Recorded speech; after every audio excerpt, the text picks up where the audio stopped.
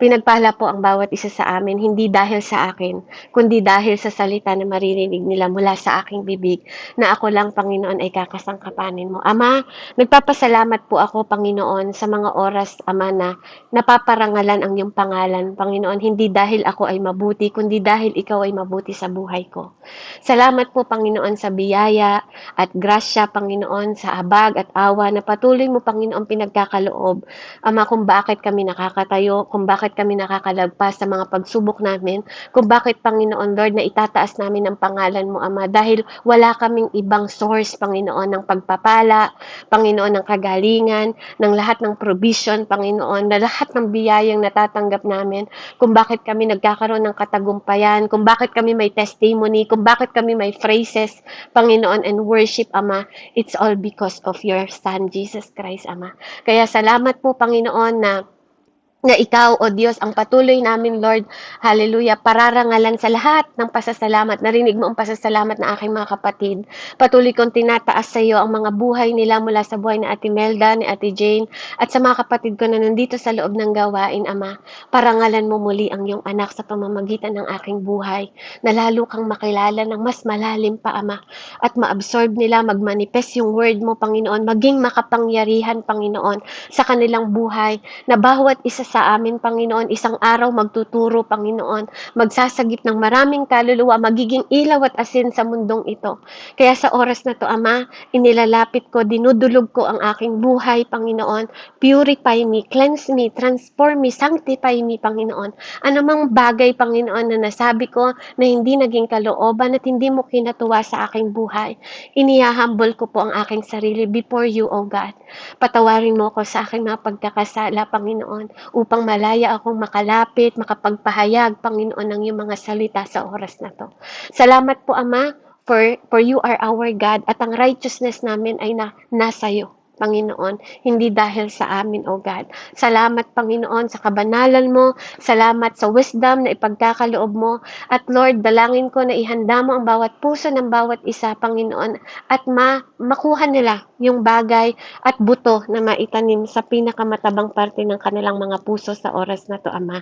Pagpalain niyo po ang bawat isa, Panginoon. Salamat sa matagumpay na gawaing ito, Panginoon, at salamat sa kanilang lahat ng babaunin, Panginoon, ngayong araw na to.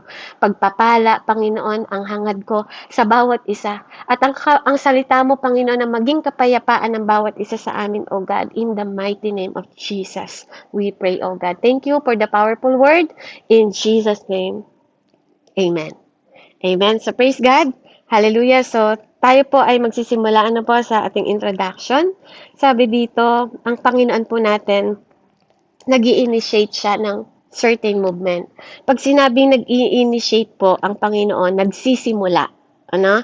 Nagsisimula po siya sa certain, sa bagay na hindi na matibay, ano po, yung hindi magagapi, yung ganon, yung mga bagay na naka-stable siya, ano po, stable siya, matatag, ano po, certain, hindi mo mamumove, amen, sa buhay po ng bawat isa sa atin. Amen? Kaya nga sinasabi, ang foundation natin, dapat si God ang maging rock ng foundation mo. Amen? At dito po, sinasabi ng Panginoon sa atin dito na may mga bagay, ano po, na we have to do in order po na mag-respond ang Panginoon sa iyo at sa akin. Ano po? Hindi lahat ng prayer nire-respond ni Lord. Hindi po lahat ng prayer nire-respond ni Lord. Amen? At hindi naman po ibig sabihin nagre-respond ang Panginoon dahil hindi tayo sumusunod sa Kanya. Amen? Madalas po, ang Panginoon, di ba, sa panahon na tayo nagkakamali, di ba po, sa panahon na tayo ay nakikita natin yung mga failure natin, di ba wala tayong ibang nilalapitan kundi ang Panginoon? Na pag nakikita niya na nag-humbly na tayo, nagsusurrender na tayo, God is faithful naman po eh. Hindi natin pwedeng tanggalin yon. Kaya sometimes, na po, ang God nagre-respond po kapag handa ka ng sumunod. Or, ang God nagre-respond because you are obedient. Amen? Ang God also nagre-respond siya kung ikaw ay marunong mag-respond din sa prophetic act. Pag sinabi pong prophetic act, 'di ba? Ikaw, 'di ba, ikaw ang best prophet ng buhay mo? Naniniwala ba kayo? 'Di ba? Ikaw ang nagpo-prophesy sa sarili mong buhay. Kaya nga sabi ng salita ng Diyos, kung anong iniisip mo, yun ang magaganap sa iyo. Amen? Kaya pag-uusapan po natin ang seed of God. Amen? Kung ano ba ang nagsusustain sa mga believers. Ano ba ang nagsusustain sa'yo bilang believers sa every season ng buhay mo? Paano ka sinusustain ng Panginoon as a child of God? Kasi ito po yung advantage natin para mauntindihan po natin at maunawaan natin yung mga bagay po na ginagawa ng Panginoon.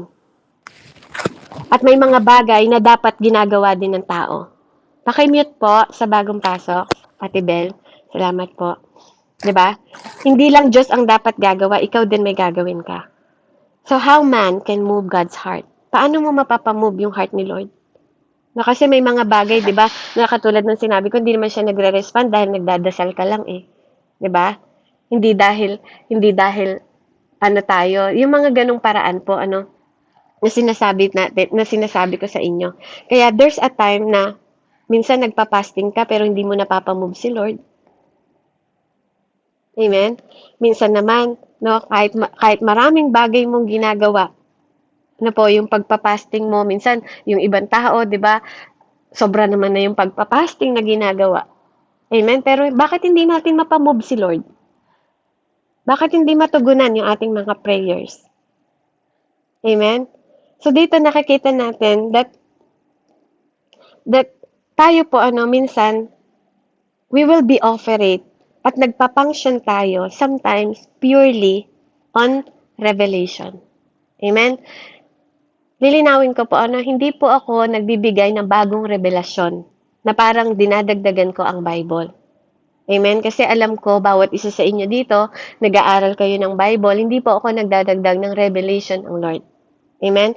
Para sa akin po, bawat katagpo ng Panginoon sa ating buhay, sa bawat panahon at season ng buhay natin, may nire-reveal ang Diyos sa'yo. Amen?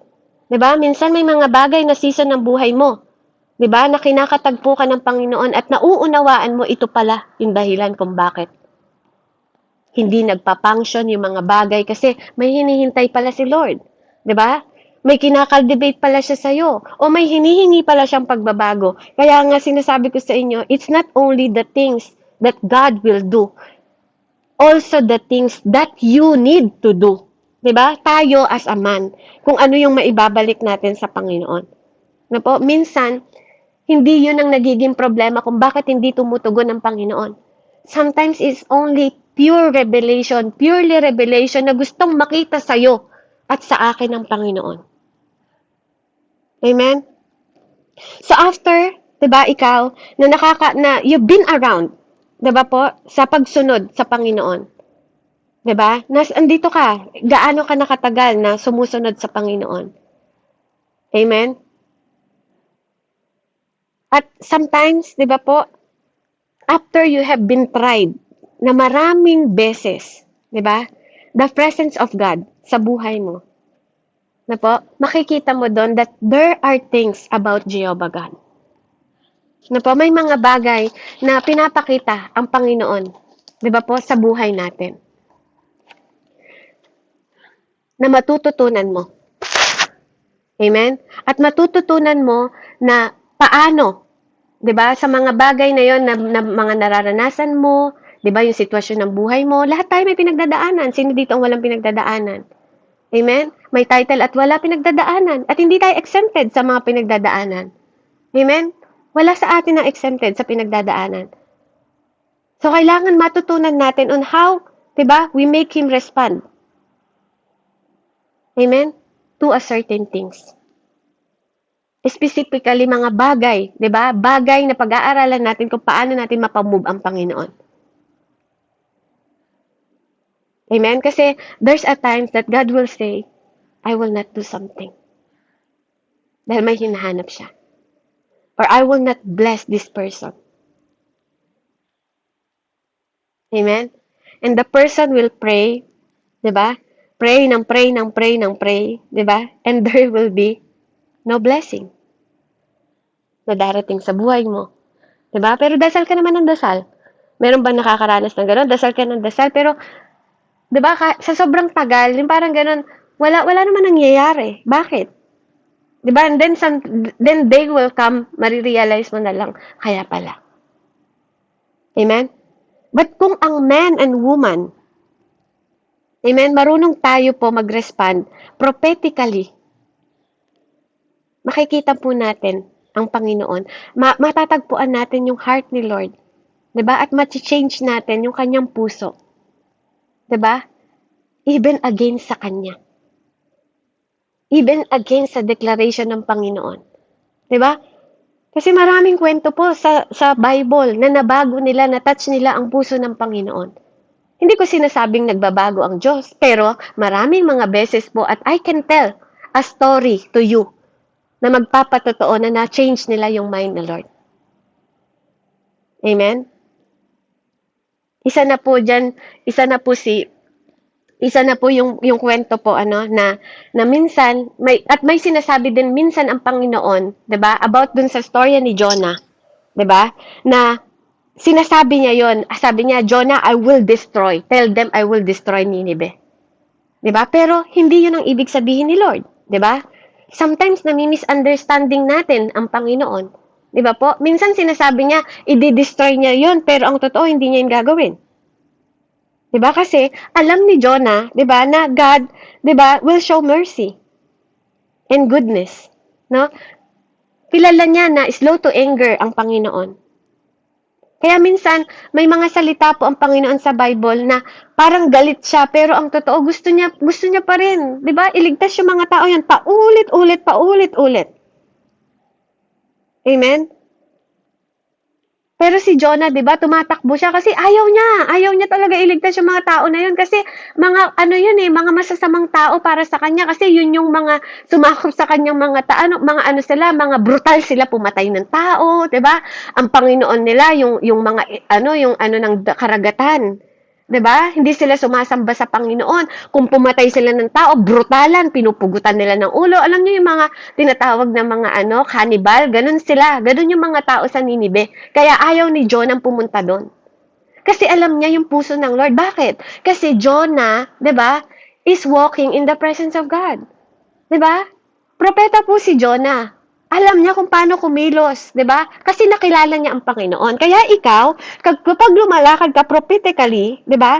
At nakikilala mo ang Panginoon, unti-unti, alam niyo po, kahit hindi tayo nandoon sa panahon ni Jonah, 'di ba? Panahon ni Noah, kapag binabasa mo yung Bible, para mong naa-absorb, 'di ba? Nakikilala mo deeper yung Panginoon na ganito pala siya. 'Di ba? Sa totoo lang, marami pong pag-asa ang binigay niya. Even kung di po ako nagkakamali, si Hezekiah po ba yun? 'Di ba sabi niya, nung nag-demand siya sa Panginoon, Lord, 'di ba naging mabuti naman akong hari? 'Di ba ako nga yung ng mga altar, 'di ba, para sumunod yung mga tao sa iyo? 'Di ba, bakit kailangan kong maghanda ng punerarya ko nung pumunta doon sa bahay niya, 'di ba? Si Elijah. Anong ginawa ng Panginoon? Sandali lang Elijah, bumalik ka ulit. Nasa kalagitnaan pa lang po siya ng palasyo, 'di ba? Nung umiyak siya. Sa Genesis 20 po yata 'yun, kung di ako nagkakamali. Genesis ba yun? Hindi ko po alam, hindi ko matandaan kung nasaan pong part yon. Basta sa book po ng Old Testament, 'di ba? Yung about kay Elijah na po, at doon kay Hezekiah, kung di sa Isaiah. Hindi po ako sorry po, hindi ko matandaan. I am empty this time. Pero inaano ko lang yung kwento, 'di ba? Na dinagdagan ng Diyos ng 15 years. Ng additional yung buhay niya. 'Di ba? Pero alam niyo po, may dahilan ng Diyos kung bakit gusto niya na sanang bawiin ang buhay ng haring yon. Pero saka na po natin pag-uusapan yan. Amen? Po, 'di ba? Pero nakita niyo po, yung mga kwento na yon na nababago ang mind ng Lord. Kapag nakita natin at natagpuan natin, 'di ba, kung paano siya mapi-please. Kaya nga, bakit pa tayo nag-aaral araw-araw? 'Di ba, para matutunan natin yung nature of God. Kaya nga po lagi ang panalangin ko, Lord, I want to know you better than yesterday. Yun yung laging panalangin ko na kasi gusto ko talagang makilala ang Diyos better than yesterday. Araw-araw kasi araw-araw ko siyang nakakatagpo. Araw-araw may nakikita ako sa Kanya. Araw-araw may pinapaunawa siya sa akin. So, kailangan maintindihan natin yung nature of God, na po, that can only discover not because the Holy Spirit will tell you. Amen? We know that the Holy Spirit will instruct you. But sometimes, we know Jesus and we know God, di ba? Sa mga gusto niya, at nakikita natin ang nature ng Panginoon, di ba po? Sa mga bagay na nangyari sa buhay mo na kinakatagpo mo ngayon, aminin at hindi mo, nakikilala mo ang Diyos dahil sa mga season ng buhay mo, di ba? Hindi dahil sa mga kwento ng Bible, kundi mismo ikaw ang nakakatagpo ng kabutihan ng Diyos. Amen? Kasi, naiintindihan mo because you are with God. Alam mo that inside of you, that you are with God. Kahit hindi mo maipaliwanag. Kasi minsan, what I want, di ba, and who I am are two different things. Pag sinabi ko kung ano yung gusto ko, di ba, magkaiba yon kung sino ako. Tama? Sometimes, pag sinabi mo, you can only know who I am kung nag-i-spending time ako sa'yo. Diba? Katulad ni Jane, nakilala niya ako as a mentor niya, diba? Na nagtuturo sa kanya, nagdidisiplina sa kanya kahit ayaw niya. Diba? Minsan dinidisiplina ko siya, diba po? Si Ate Cristita, diba? Dinidisiplina ko sila. Minsan nasasaktan talaga sila sa salita ko. Pero natutuwa po ako kasi natutunan na ang bawat isa sa atin ang mag-submit at mag-obey, 'di ba? At magkaroon tayo ng humble heart. Lagi kong tinuturo sa kanila na matuto kayong maging teachable. Pag hindi na kayo teachable, maghiwalay na tayo. Kasi I don't want to spend sa tao na hindi marunong magkaroon ng teachable heart. Amen? Kasi you can never be a good leader pag di ka marunong magkaroon ng teachable and stay teachable. Stay teachable. Hindi kahit may nalalaman ka na, 'di ba? Andiyan ka na sugod na sugod sila, never sila. No, kahit sa actual, 'di ba? Sa actual po nagpapaalam sila, sis Beb, magtuturo ako ng ganito, ganyan ganyan. Alam sa palagay mo, ito yung ituturo ko, ito yung ginagabayan ko po sila sa ganun na mga bagay nila. And I am blessed kasi natutunan nilang mag-submit. Hindi ko po, never ko silang minamanipulate, never. Even sinasabi ko sa kanila na mag-aral kayo ng Bible. No po, hindi ko yan inoorasan sila. Because I want them to love Jesus na hindi ko sila namamanipulate. Kasi I experience yung mga leader na grabe mag-dictate, grabe mag-ano na parang robot na yung kanilang disciple. No. Gusto nyo ba na sumusunod yung mga disciple ninyo na parang dinidiktahan mo na lang sila? Hindi dahil nagmamahal sila sa Diyos. At yun, yung tinuturo ko sa kanila, gagawin mo to hindi dahil sa akin. Gagawin mo to dahil mahal mo ang Diyos. Hindi dahil sinabi ko. Amen? Kasi iba yun. Di ba? Kaya, iba yung what I want sa who I am. Nakikilala niya ako dahil sa pag-spending time niya sa akin. What I do is not who I am. Don't be confused. Huwag kayong ma-confuse doon. Kasi minsan, ako, alam niya yan. Nasabihin ko, di ko na sila patatawarin, Jane. Ang sakit-sakit ng ginawa nila. Pero pag lumapit na sila, hindi ko magawa. Because it's not what I want sa kung sino ako. Amen? Huwag po kayo ma-confuse doon. I believe may mga bagay din kayo na gusto, pero hindi kayo yon. Amen? Hindi pwedeng i-define kayo yon sa mga bagay na gusto nyo lang. Ganon din si God. May mga gusto siya, pero that's not who He is. Diba? May mga ganon siyang desisyon. Amen? So, kung paano nag-ooperate ang God about His heart, especially po, sa mga bagay na we know.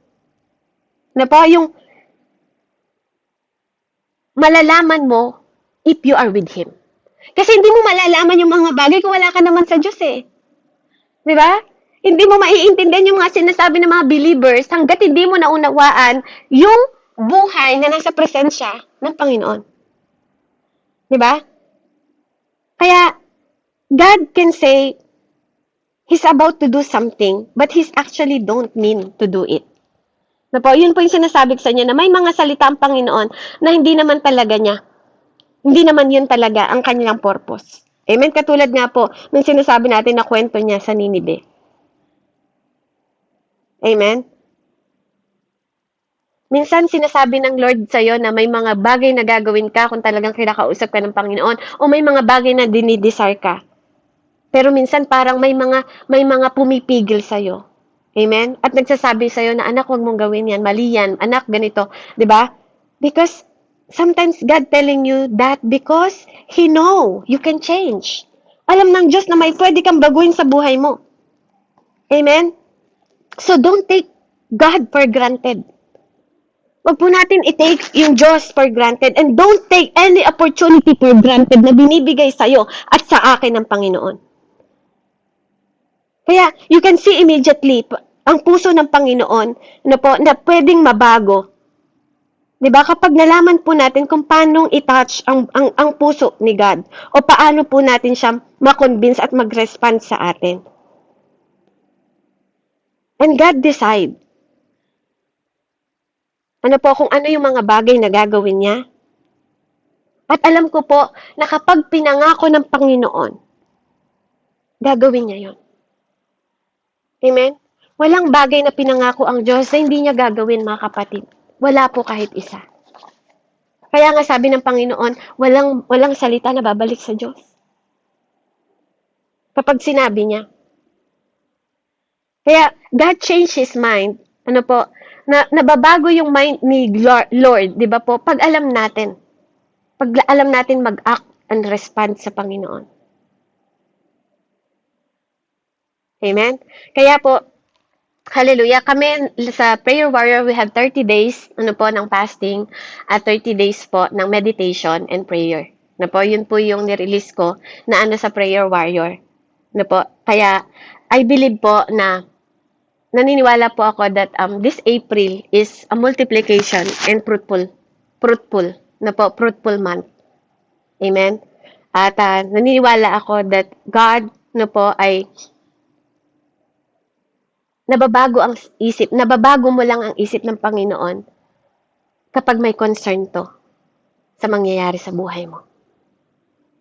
Amen? At alam niya na mapapabuti ka doon. Amen? At sometimes, kahit na nga minsan, dahil pinipilit mo siya at na-please mo si God, di ba? Ipapakita niya rin sa'yo kahit na masaktan ka pa. Kasi dun ka may pupulutin sa mga pain na yon. Amen? Kaya minsan dun tayo natututo. So, ang haba ng introduction ko para lang po maunawaan niyo. Let's go to our topic. Genesis 8 po, 14 hanggang 22. Anyone po na pwedeng magbasa? Genesis 8, 14 to 22. Sige po.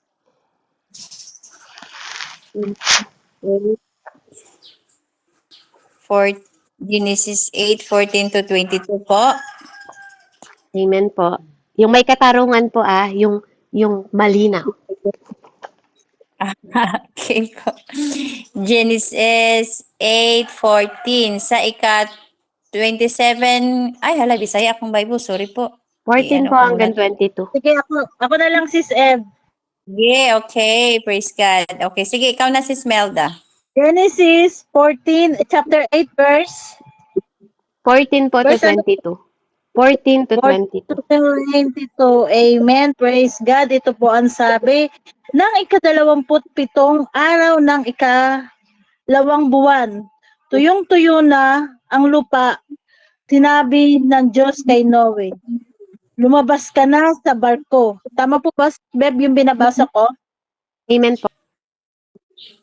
Lumabas ka na sa barko kasama ng iyong asawa, mga anak at mga manugang. Palabasin mo na rin ang lahat ng mga hayop na kasama mo, maamo at mailap, gumagapang at lumalakad sa lupa, at pati na ang mga ibon.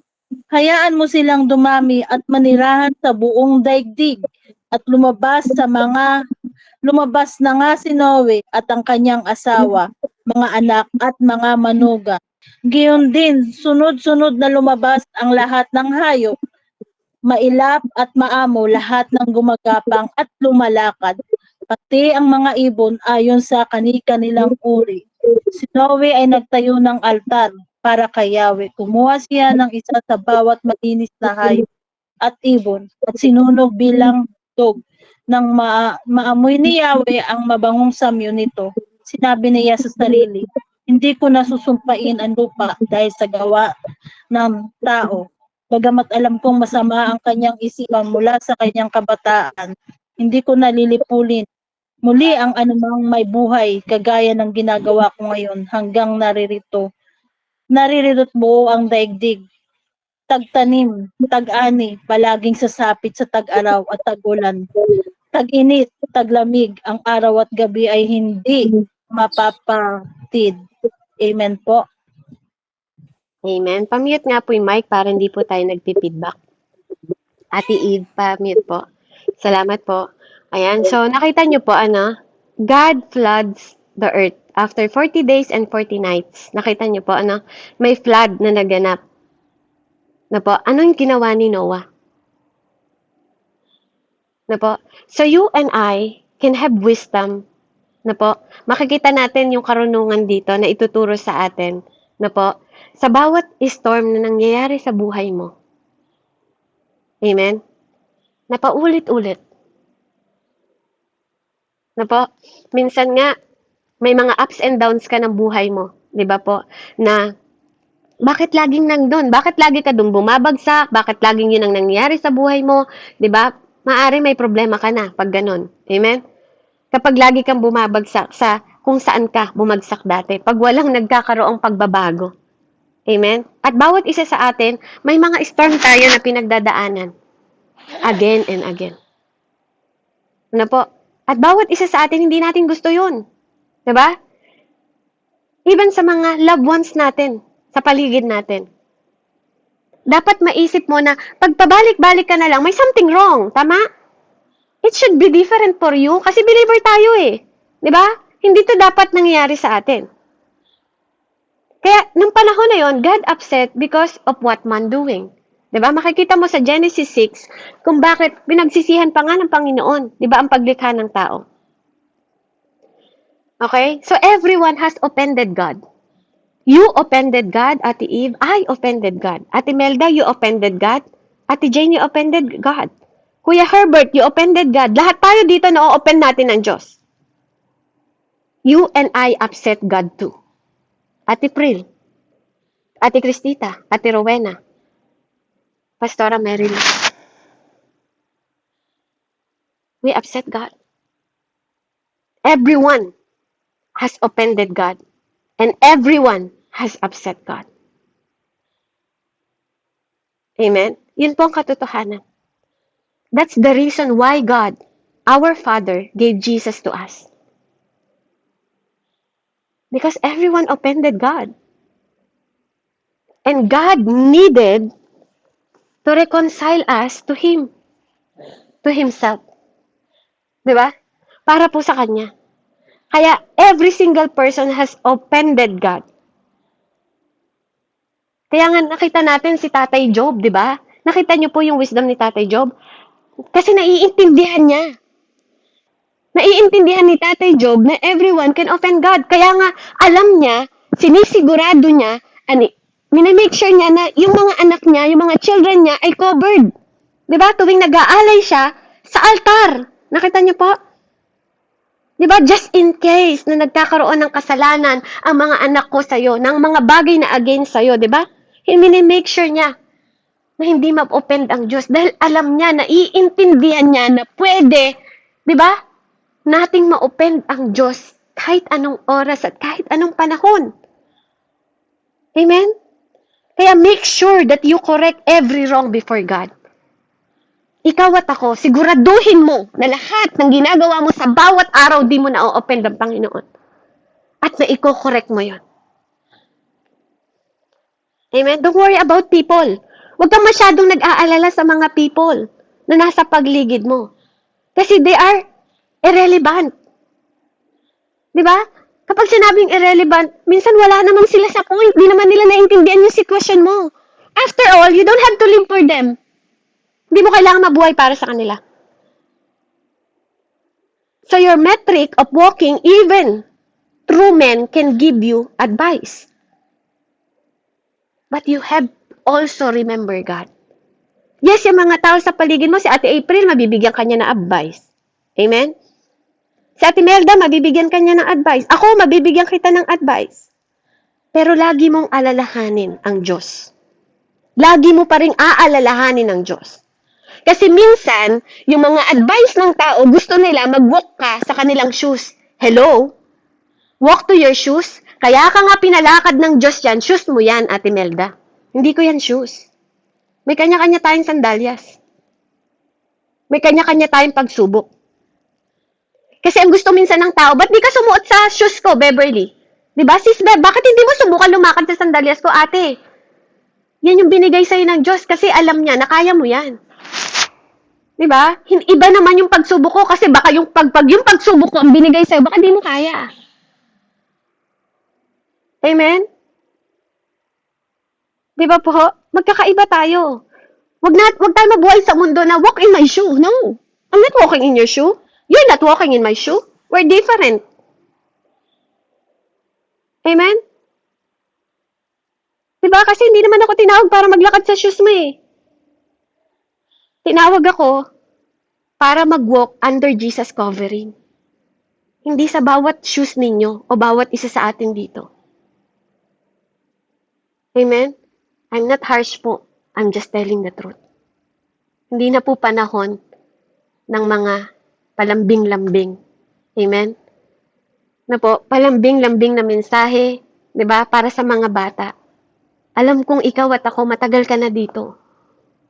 Mumuya naman tayo ng karne. 'Di po? Kaya wag tayong ma-carried away sa mga sinasabi ng tao just to try to impress them. That's not our life. Hindi tayo nabubuhay para sa kanila. Nabubuhay tayo para sa Panginoon. Amen?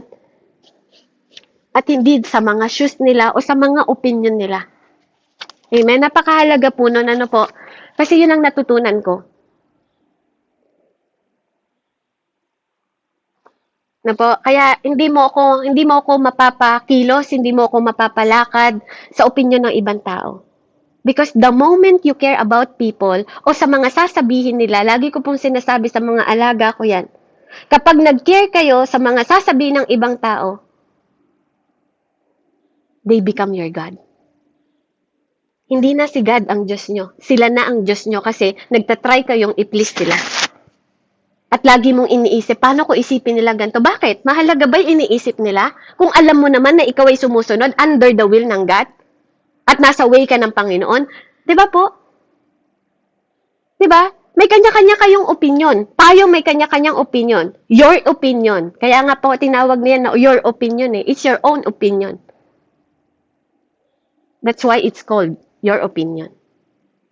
Amen? Kaya keep your opinion kung about lang yan sa opinion mo. Amen? Kaya kung hindi po yan sinabi ng Holy Spirit, just keep quiet. Amen? Kung wala tayong magandang i-advise sa tao na hindi naman sinabi ng Holy Spirit sa atin o hindi naman galing sa salita ng Diyos, wag na lang po tayong mag-advise. Kasi baka mapahamak pa yung pag-a-advisean natin. At wag din tayong hihingi ng mga advice sa hindi mananampalataya. Amen? Kaya sabi dun sa verse 17, pahanda po Ate Melda, ano pong sabi dun? Pakapabasa nga po ng Tagalog sa verse 17 po.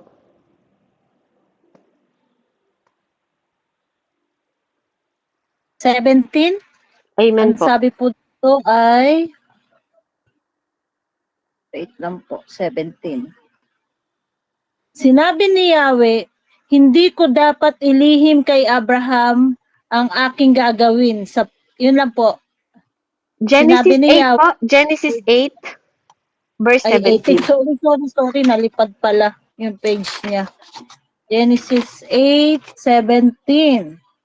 Ang sabi po dito ay, palabasin mo na rin ang lahat ng mga hayop na kasama mo, maamo at mailap, gumagapang at lumalakad sa lupa at pati ang mga ibon.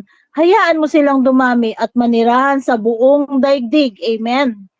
Amen. Di ba? Fruitfulness. Di ba po? Fruitfulness na yung binibigay ng Panginoon. Hayaan mo silang dumami. Di ba? Fruitfulness has been seasonal for your life, kapatid. No, ang pagiging fruitful po, season yan. May season yan. Ang pagmumultiply may season yan. Hindi lagi kang pugrot, hindi laging ganon. Hindi dapat ganon. We have season na nagmumultiply po sa buhay natin. Kaya dapat wag natin i-take for granted. Na po, hindi gusto ng Diyos, hindi niya intended po na masaktan ka. Hindi intended ng Panginoon po, ano? Kaya, yung nangyari noon kila Noah, hindi naman niya gusto yun eh. Kaya nga, alam niyo po yung puso ng Panginoon, parang parang siyang nagsosorry kay Noah. 'Di ba? Kasi, pati silang mga nadadamay sila dahil po sa katigasan ng ulo ng ibang tao. Amen? Kaya ito na yung panahon na po, ito yung panahon na even God, kahit hindi niya gustong lipunin yung mga tao, kailangan niyang gawin eh. Alam niyo po, ang napakaano lang na kailangan niyong maunawaan, hindi po nangihinayang ang Panginoon na mag-start again. Hindi siya katulad ng tao, natakot tayong mag-start again. Pag nalugi ka na sa negosyo, ayaw mo na magsimula. Kapag natalo ka na, ayaw mo na magsimula. Pag niloko ka na, wala ka ng tiwala. God is not like that. Ang Diyos lagi siyang handang mag-start again. Dapat ganun tayo. Huwag tayong matakot. May mga bagay, may mga tao na tinatanggal niya sa buhay natin kasi hindi sila dapat kasama sa buhay natin. At hindi panghihinayangan ng Panginoon na tanggalin yung mga tao na yon, mga bagay na yon sa buhay natin dahil alam niya na hindi yun makakatulong sa'yo. Dahil alam ng Diyos ang pwede at mabuti na dapat mangyari sa buhay mo. Amen? So ano pong sinabi? Sa verse 20, Ate Melda? Verse 20. Si Noe ay nagtayo ng altar para kay Yahweh. Kumuha siya ng isa sa bawat malinis na hayop at ibon at sinunog bilang handog. Amen. Salamat sa salita ng ating Panginoon. Amen. Yan po, sis. Na po, hindi gusto ng Diyos na may mga taong nananakit sa'yo. Hindi yun ang intention niya. Tandaan niyo po yan. Ano po, kung may mga pain man kayo na nararamdaman at nararanasan ngayon, is not God intention. Kaya nga sabi ni Lord, all things work for good to those who love Him. 'Di ba? Sa lahat ng nagmamahal sa Kanya at may purpose ang mga yan. Amen? Ano sabi nun? After Noah released the animals immediately. Anong tinayo niya? Ate Imelda, pakiulit po. Ano tinayo ni Si Noah? Noe ay Immediately. nagtayo ng altar Praise para God! kay Yahweh. Amen. My gosh! Altar ang tinayo niya. Si Job, nakita niyo, naghahain sa altar. Si Noah, immediately, pagdating niya doon, di ba? Nagtayo siya ng altar sa Diyos. Ikaw, anong altar mo hinahain sa Panginoon? Amen? He didn't just praise God. Hindi lang siya nagpuri sa Diyos. Na po, hindi lang niya nirelease yung mga animals immediately. Ang una niyang ginawa, di ba? Nagtayo ng altar. He immediately built an altar. Now, sabihin po natin, ano naman nagre-represent ng altar? Na po, ang altar, na po, ang representation ng altar, ito po yung nagsusustain na po, sa bawat isa, sa open window in the Spirit. Amen? Kaya nga noon, di ba, naghahain sila, di ba, noon, ang panahon ni Noon, naghahain sila ng mga hayop. Di ba? Kasi alam nyo po, God visit you in certain way. Pero hindi ko sinasabing magtayo kayo ng mga altar. Alam nyo ba na bawat araw dinadalaw tayo ng Diyos? Hindi ko sinasabi na mag-build kayo ng altar. You must be wise. Kailangan po nating maging matalino bilang mananampalataya. Na po na hindi nyo lang to binabasa, hindi nyo ba napapansin? Bakit si Job nagtayo ng altar? 'Di ba? Bakit si Noah nagtayo ng altar? Alam nyo ba kung nagpunta kayo kay Jacob, nung siya ay nakatulog, 'di ba, sa bato, nakita niya yung Israel, babaan, yung pala yung gate ng heaven. Alam nyo ba kung anong unang nilabas ni Noah, ay ni Jacob that time? Langis lang palang dala niya na lumayas. Tinakasan niya yung kanyang kapatid kasi papatayin siya. Alam niyo, dala niya langis, anointed oil.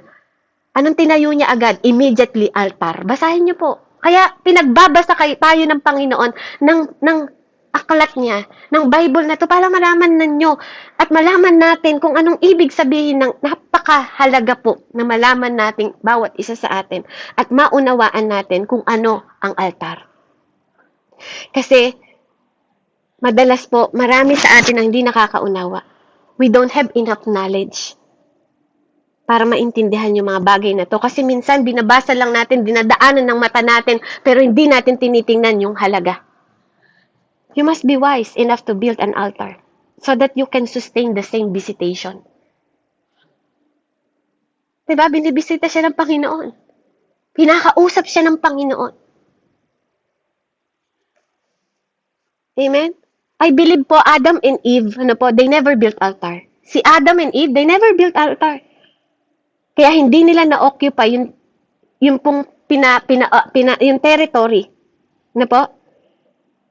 Spiritually. Na-occupy lang nila yung territory physically, pero hindi spiritually. Kaya itong righteous man na to, diba? Alam niya, i-please ang God. Nagtayo agad siya ng altar. Naghain agad siya sa Panginoon. Amen? Kasi alam mo kung bakit? Ang point ng buhay mo, kailangan alam mo. Kasi ang point ng buhay natin is a life na dapat may presensya ng Diyos. Kasi the point is to live a life of the presence of God. Amen? Kasi kung nabubuhay ka lang dito na wala kang presensya ng Diyos, di ba para din po tayong patay? Kaya nga sabi ni David, I will dwell in the presence of God. You and I supposed to dwell in the presence of God. Because life without the presence of God is not life at all. Amen? Amen po ba? May kasama ba ako dito? Wala akong nakikitang nag-i-amen. Hihinto na po ba ako? Amen, amen. Amen? Patype naman po kung may nakikinig, kung mayroong nauunawaan po kayo sa ano. Amen? Sayang po kasi yung mensahe kung hindi po kayo nagre-react, baka wala na pong nakikinig sa akin. Amen? Kinig po, amen. Praise So, God. praise God po, ano? So, purihin po ang Panginoon. So, kailangan po nating maintindihan na katulad nila Jacob na nagtayo ng altar, you are supposed to possess every single territory that God unlocked to you. Amen?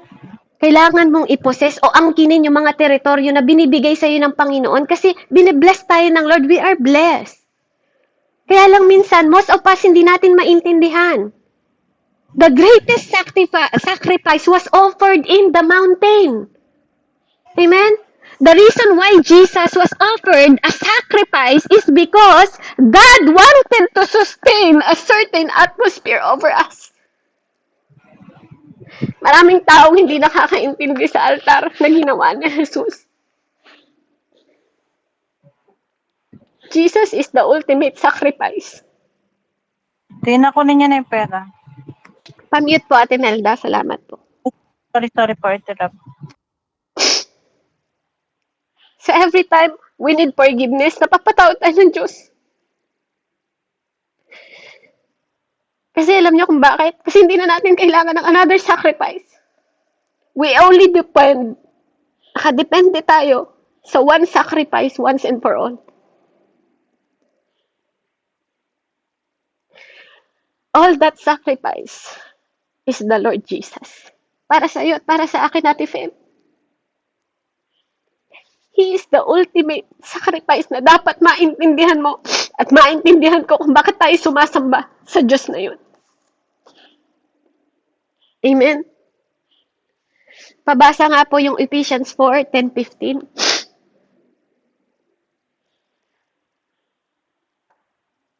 Efeso 4 po, 10-15, kung sino pong free na makapagbasa.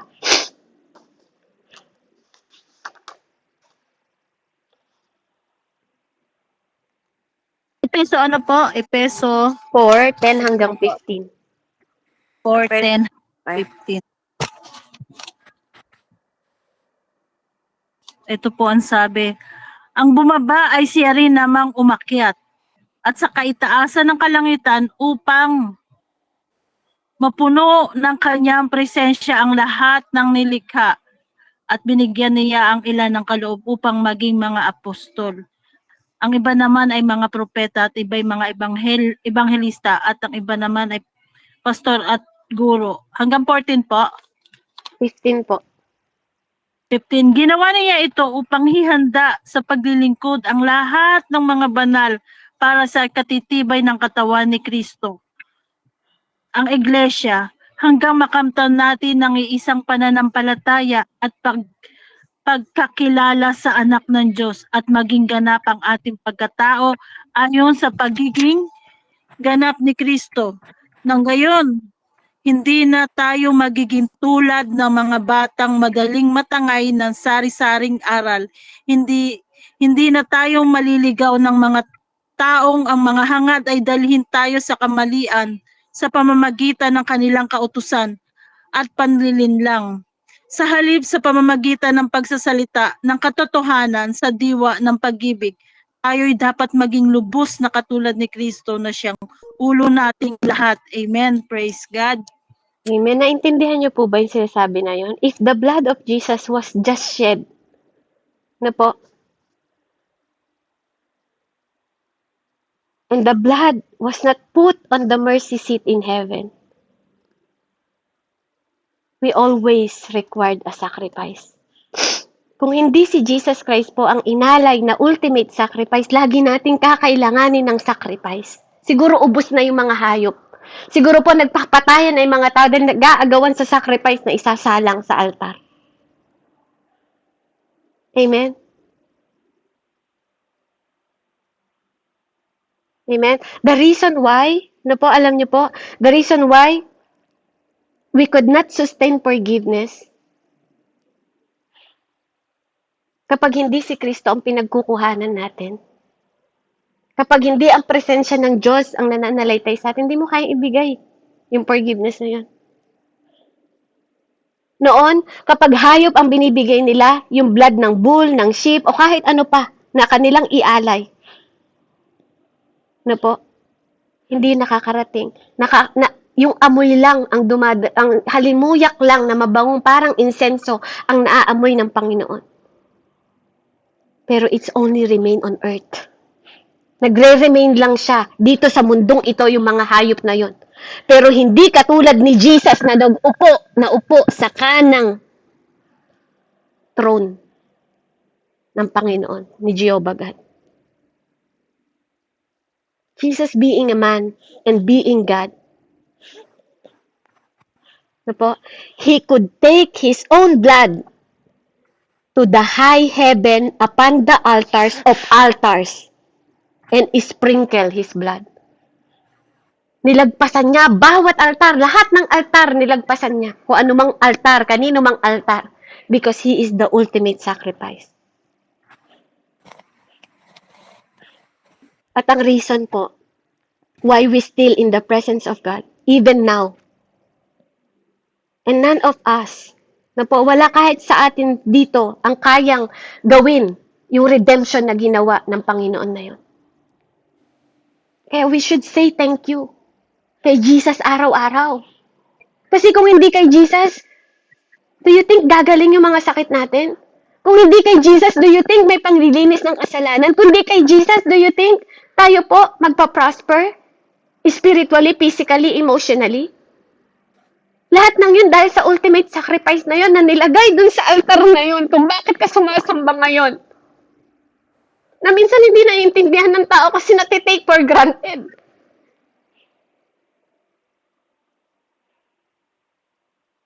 Para hindi na daw tayo maligaw. Sinasabi dito, kaya yung mga apostol, propeta, di ba po, nilagay yan para magpatatag at turuan tayo. Para hindi na daw tayo parang bata na pag may nagsasalita sa atin, naliligaw pa tayo kung saan. Dahil gusto ng Lord, desire niya na matuto ka kapatid, desire niya na matuto ako. Para maihayag yung magandang balita at kabutihan ng Panginoon sa mundong ito. Kung bakit ganun na lang na yung bugtong na anak na yun, inalay po sa bundok na yun. Kaya when Noah left the boat, God has given His blessing. He still sustained the blessing that declares in Genesis. Kaya kahit ni-reject niya, kahit napagsisihan niya na gawin ang tao, 'di ba? Binless po siya ng Panginoon. Ano sabi po sa Genesis 20 hanggang 22? Ay, hindi po. Nabasa mo na yan. Sa Genesis 9 po, ate.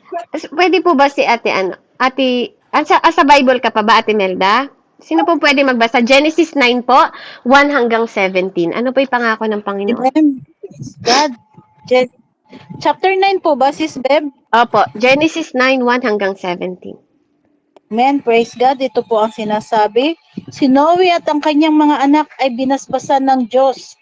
Magkaroon kayo ng maraming anak at pupunuin ng inyong supling ang buong daigdig. Hanggang saan po? 17 po, ate. Matatakot sa inyo ang lahat ng hayop pati mga ibon, ang lahat ng gumabagapang sa lupa at ang mga isda. Ang lahat ng ito ay inilalagay ko sa ilalim ng inyong kapangyarihan, gaya ng mga halamang luntian na inyong kinakain. Lahat ng mga ito ay maaari ninyong kainin, huwag lamang ninyong kakainin ang karning hindi nilinisan ng dugo, sapagkat nasa dugo ang buhay. Mananagot ang sino mang mapapatay sa inyo, maging ito'y isang hayop. Pagbabayarin ko ang sino man taong papatay sa kanyang kapwa. Sino man pumatay sa kanyang kapwa, buhay ang kabayaran ng sa kanyang ginawa. Sapagkat sa larawan ng Diyos, ang tao'y nilikha. Magkaroon nga tayo ng maraming anak upang manirahan sila sa buong daigdig. Sinasabi ng Diyos kay Noe at sa kanyang mga anak, ako'y nakikipagtipan sa inyo ngayon, pati na sa inyong magiging anak. Gayon din sa lahat ng mga bagay na may buhay sa paligid ninyo, sa mga ibon, pati sa mga maamot may ilap na hayop na kasama ninyo sa barko. Ito ang aking pakikipagtipan sa inyo. Kailanman ay hindi ko lilipulin sa pamamagitan ng baha ang lahat ng may buhay. Wala ng baha nagugunaw sa daigdig. Sinabi pa ng Diyos, ito ang magiging palatandaan ng walang hanggang tipan na ginagawa ko sa inyo at sa lahat ng hayop, at palilitawin ko sa mga ulap ang aking paghari, at iyan ang magiging tanda ng aking pakikipagtipan sa inyo. Tuwing magkakaroon ng ulap at lilitaw ang bahaghari, aalalahanin ko ang aking pangako sa inyo at sa lahat ng hayop hindi ko nalilupulin sa baha ang lahat ng may buhay. Tuwing lilitaw ang bahaghari, maaalala ko ang walang hanggang tipan na ginawa ko sa inyo at sa lahat ng may buhay sa balat ng lupa. At sinabi ng Diyos kay Noe, ito ang tanda ng aking pangako sa lahat ng nabubuhay sa lupa. At ang mga anak ni Noe, amen. Praise God. Napasarap ng pagbasa. Praise God po. Purihin po ang Praise God. Panginoon. Kaya tuwing nakikita natin ang bahaghari, magpapasalamat tayo lagi. Kasi sabi ni Lord, aalalahanin niya yung pangako niya mula noon. Hanggang ngayon po, nakikita natin ang bahaghari, hindi to kwento-kwento na may kayamanan doon. Higit pa sa kayamanan na pangako po ng Panginoon sa atin. Amen? Kaya, purihin po ang Panginoon. To God be the glory po. I hope and I pray na mas malalim yung naintindihan, yung mensahe po, na wag nating baliwalain yung Diyos na inalay sa altar. Dahil siya ang dahilan kung bakit tayo naglilingkod, kung bakit tayo nagpapasalamat, kung bakit po tayo dapat nabubuhay, laging siyang dahilan. Hindi yung asawa mo, hindi yung anak mo. Amen. Hindi yung mga bagay, hindi si pastor, hindi si mentor. Nabubuhay ka. Dapat maramdaman mo na kaya ka nagpapalalim sa salita ng Diyos kasi lumalalim yung pagmamahal mo. Kasi naiintindihan mo na. Amen? Hindi ka lang nandito para makikinig ka lang, magpadami ka lang ng bilang ng tao. Hindi ganun. Dapat naiintindihan mo kung bakit ka sumusunod sa Diyos na yun. Amen? Purihin po ang Diyos. Let's pray. Heavenly Father, salamat po. Salamat, Ama, sa mensahe ngayong araw na to. Salamat po sa lahat ng struggle namin. sa lahat ng mga battle ng buhay namin. Sa lahat ng mga pinagdadaanan namin, Ama, dahil alam namin na lagi ka namin kasama. Alam namin na lagi mo kaming binibisita bawat araw, Panginoon, at walang detalye ng buhay namin na hindi mo alam. Salamat sa bawat katayuan namin. At kung ano man, Panginoon, ang pinagdadaanan namin, nagpapasalamat kami. Masaya man kami, malungkot man kami, Lord. Sa kapayapaan na dinudulot mo, salamat.